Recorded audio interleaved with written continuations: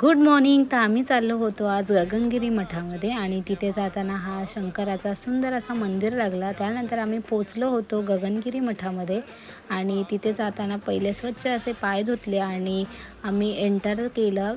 इथे पूजा आणि होम चालू होतं आणि बाहेरच असं मस्त बसण्यासाठी जागा आहे. तिथे आपण बसून गप्पा गोष्टी करू शकतो आणि इथे राहण्याची सोय आहे. त्यानंतर मग आम्ही गेलो पुढे एक्सप्लोअर करण्यासाठी जागा आणि इथे सुंदर अशी मूर्ती होती आणि ही पालखी ज्यामध्ये दरवर्षी पालखी सोहळा पार पडला जातो आणि हा छान असा क्लायमेट होता. इथे थोड्या वॉकिंग डिस्टन्स नंतरच तिथे छान अशी शंकराची पिंड आणि मूर्ती आहे. साईडलाच गुहा दर्शनाचा मार्ग आहे आणि त्यानंतर लगेचच मसाज सेंटर आहे. ते सगळं बघितल्यानंतर हा नदीचा प्रवाह बापरे. आणि हे